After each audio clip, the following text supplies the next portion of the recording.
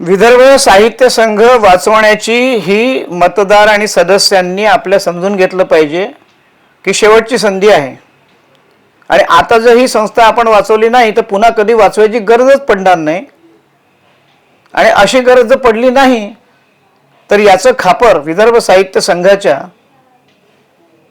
जे मतदार अविवेकी, अवाङ्मयीन, असाहित्यिक, राजकारणी आणि व्यावसायिक त्यांच्या अभद्र युतीच्या उमेदवाराला निवडून देतील किंवा वाङ्मयीन दृष्टी नसलेल्या अशा अध्यक्षाला निवडून देतील ते दोषी ठरतील। याचा आधी आपण मतदार विदर्भ साहित्य संघाचे आजीव सदस्य म्हणून नीट विचार करावा अशी जरा कळकळीची विनंती विदर्भ साहित्य संघ वाचवा या पॅनलतर्फे आहे। ही फक्त या निवडणुकीपुरती नाही आहे, हे काम श्रीपाद भारतींद्र जोशी या संस्था वाचवण्याचं आयुष्यभरच करत राहिलेले आहेत।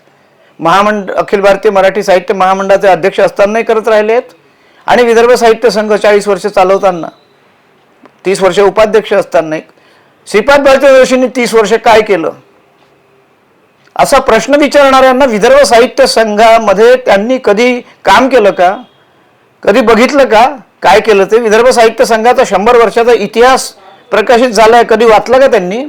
उघडून पाहिलं का कधी कोणाच्या नावाने काय आहे? युगवाणीचे 3 संपादक डॉक्टर विलास चिंतामण देशपांडेंनी लिहिलेलं पुस्तक माहिती आहे का त्यांना? प्रश्न विचारायच्या आधी आपलं सामान्य ज्ञान एका अध्यक्ष उमेदवाराने आपलं पत्र लिहून विचारलंय 30 वर्ष यांनी काय केलं। मला अपशब्द वापरता येत नाहीत, नाही तुम्ही त्या शब्दातही सांगितलं असतं। काय केलं हे माहिती पाहिजे असेल तर आधी विदर्भ साहित्य संघात तुम्ही काय केलं, काय काय तुम्ही सामान्य सदस्य, आजीव सदस्य किती वेळ जनरल बॉडीला आले, वार्षिक साधारण सभेला आले, किती वेळा प्रश्न उपस्थित केले, किती वेळा ही माहिती वार्षिक साधारण सभेत येऊन विचारली? केवळ अध्यक्षपदाचे उमेदवार उभे असल्यामुळे अत्यंत बेजबाबदारपणे तुम्ही जबाबदारीने काम करणाऱ्यांना प्रश्न विचारता का? विचारा त्यांना यातले तुम्ही काय काय केलं। मी तर कधी विचारलं नाही तुम्हाला, तुम्ही हा प्रश्न उपस्थित केला म्हणून मी विचारतोय। तुम्ही किती वार्षिक साधारण सभांना आले, तुम्ही काय चाललंय संस्थेमध्ये किती वेळा बघितलं जागृत सदस्य म्हणून? तुम्ही काय केलं आयुष्यभर? तुमच्यामुळे ही संस्था रसातळाला चाललेली आहे अशा बेजबाबदार सदस्यांमुळे, जे संस्थेमध्ये काडीचाही रस घेत नाहीत, सरळ अध्यक्षपदासाठी उमेदवारी घोषित करतात। दुसरे एक आहेत, याच्यावरती मी आधी बोललेलो आहे, नंतरही बोलणार आहे, बोलतच राहणार आहे।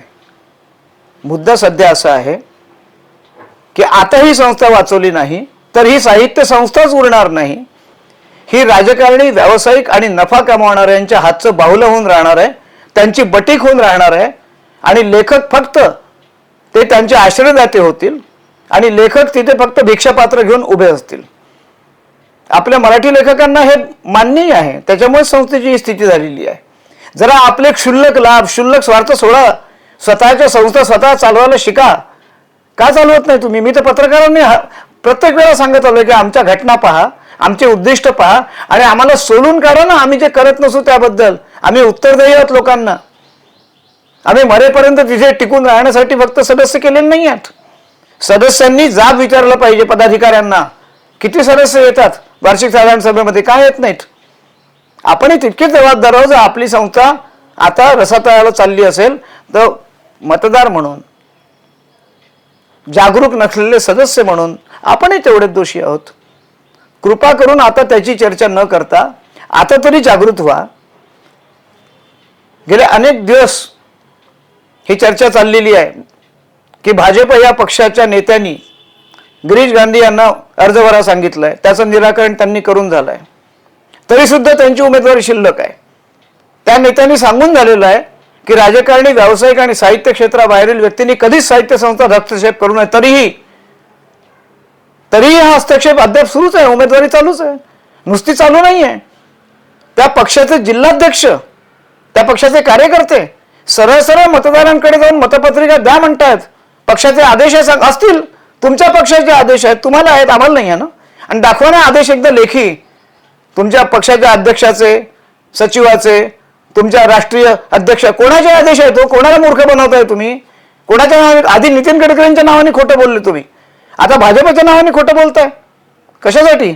फक्त कोट्यवधीची जागा ताब्यात घेण्यासाठी एका उमेदवाराला उभं करून तुम्ही मतदारांची दिशाभूल करताय। अध्यक्षपदाचा उमेदवार 6 ओळीचं पत्र लिहितो, काय आहे तुमची दृष्टी संस्थेबद्दल? का नाही देत तुम्ही जाहीरनामा? मागच्या एका व्हिडिओत मी म्हटलेलं आहे. काय करणार तुम्ही? ही बिल्डिंग पाडून दाखवणार, नवीन चकचकीत बांधून हा विधानसभा संघात जाहीरनामा. आणि मुख्य म्हणजे जो उमेदवार हे सांगत असेल तो मतदारांची सदस्यांची दिशाभूल करतोय, कारण त्याला हा अधिकारच नाही आहे.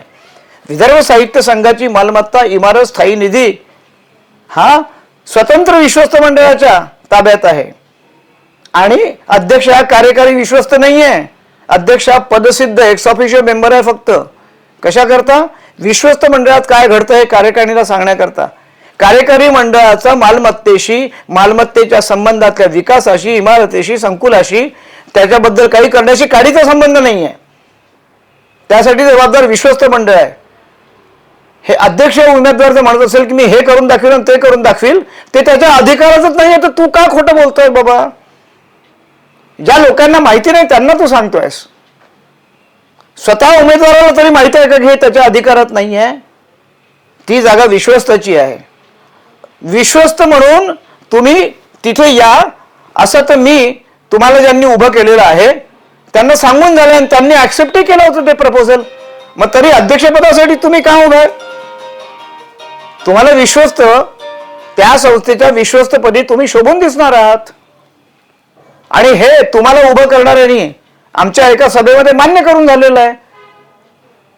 तरीही तुम्ही अध्यक्षपदासाठी का उभे आहात? या प्रश्नाची उत्तर तुम्ही देणं लागता.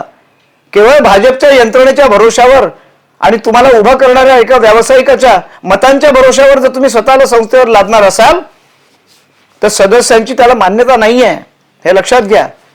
ज्या संघ परिवाराच्या नावाने तुम्ही आदेश असं सांगताय त्या संघ परिवाराचं नाव सुद्धा तुम्ही बदनाम करतात, भाजपचं नाव बदनाम करतात, खोटं बोलतात त्यांच्या नावाने. कारण ना भाजपचे नेते खुलासा करतायत, ना भाजपचे अध्यक्ष खुलासा करतायत, ना भाजपचे जिल्हाध्यक्ष करतायत, ना भाजपचे राज्याचे अध्यक्ष खुलासा करतायत. आणि भाजपच्या नावाने इतकं चाललं असताना ही माणसं मूग घेऊन का आहेत?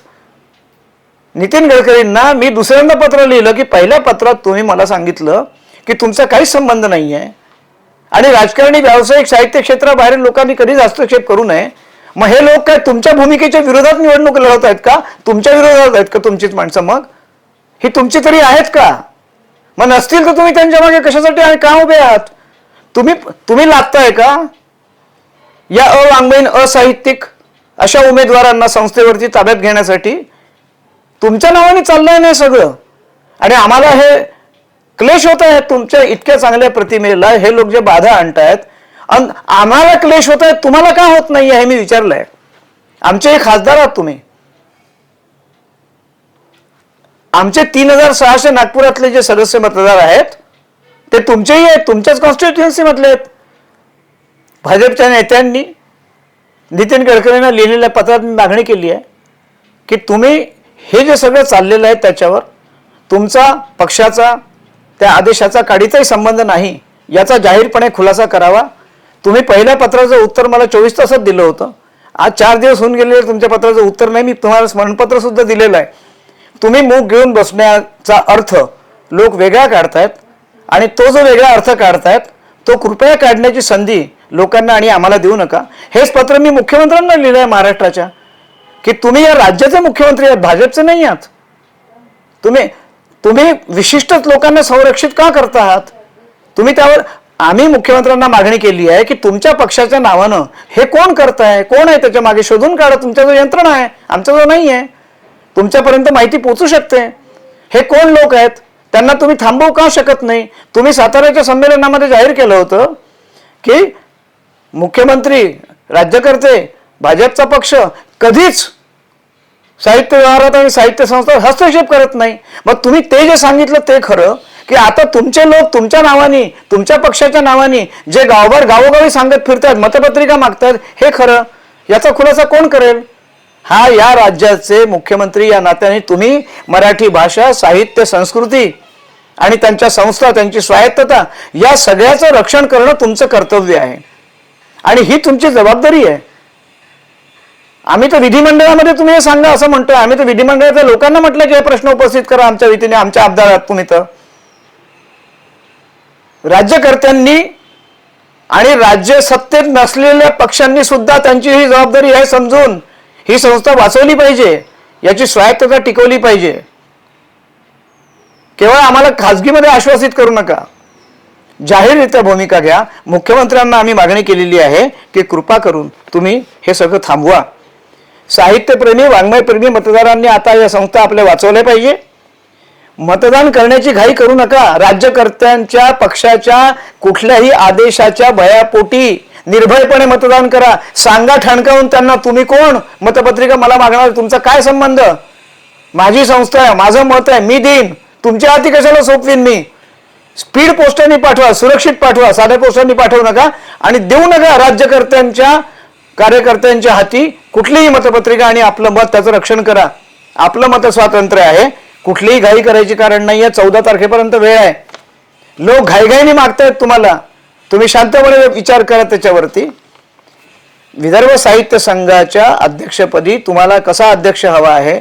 अवाङ्मयीन हवा आहे, असाहित्यिक हवा आहे, केवळ तुमच्या आमच्या संबंधातला म्हणून हवा आहे, की तिथे जो या संस्थेला वाचवू शकतो, दृष्टी देऊ शकतो, या संस्थेच्या वतीने मराठी भाषा साहित्यचं जतन संवर्धन न करणाऱ्या सरकारला जाब विचारू शकतो, असा हवा आहे. हे तुम्ही ठरवायचं आहे.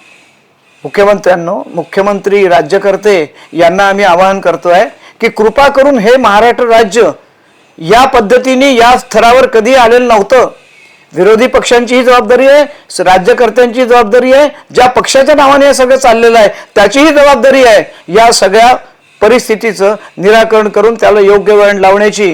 ही केवळ विदर्भ साहित्य, मराठी भाषा ही तुमचीही आहे, संस्कृती तुमचीही आहे, जतन संवर्धन तुम्हालाही करायचं आहे. आम्ही तुमच्या वतीने एवढं रक्त आटवतोय, घाम गाळतोय, कळकळीने तळमळीने बोलतोय.